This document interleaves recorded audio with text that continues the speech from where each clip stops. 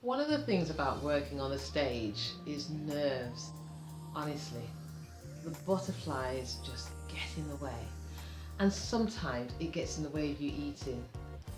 And so you can actually end up not eating at all at a gig because you arrive, you set up, you sound check, you sort of worry about getting all your notes right, remembering the words and entertaining. And then when you finish working, the caterers are packed up and there's nothing left. You go out hunting for food and the shops are closed. There may well be a couple of takeaways open, but it might not be food that you like to eat. What do you do? Well, one of the things I found that works for me is that in my terms and conditions, I actually request that there is a meal. Now, yes, that's true. I can hear you asking that question. Will they provide for a full band? Sometimes they will and sometimes they won't. What I would do and what I have done is to request a meal for the band, and sometimes they will say, well, they can't afford to give us the 3-course meals because it's expensive, but they can give us the main course, or they will put on sandwiches. You know, they'll cut down the menu in some way, and I think that's reasonable. You just need something to eat.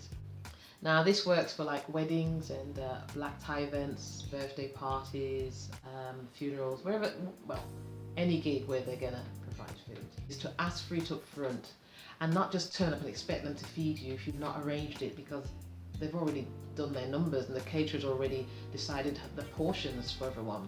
The other thing that you can do is that when you're requesting the meals, also specify when you would like to have the meals. So for example, when I'm doing funerals and I'm doing the service and then I'm going on to do the reception, I generally try to have my meal in the middle, just before I start the reception, so I've got that energy to keep going because it's quite a long day. The other way is that you may want to do a set, have a meal, do a set, that can work. Or you might want to have the meal at the very end of the night when you've actually finished. Or you might want to have it after you've done your sound check. But just wherever you want to have that meal, again, make sure you've agreed that.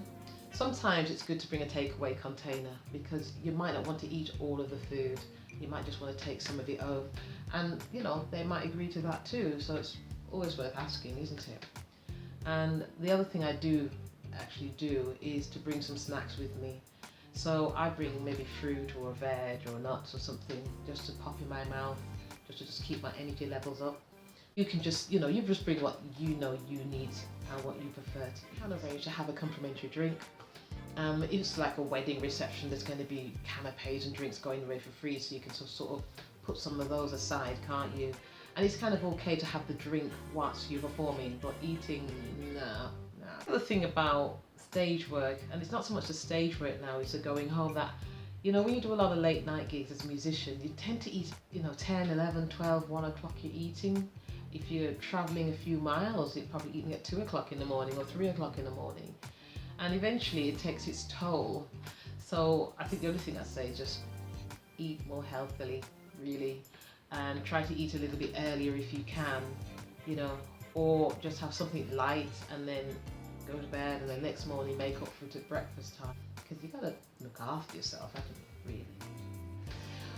Okay, I think that's all I want to say. If you can think of anything more, just let me know so we can have that discussion. And don't forget to like and subscribe and also share. Okay, bye for now.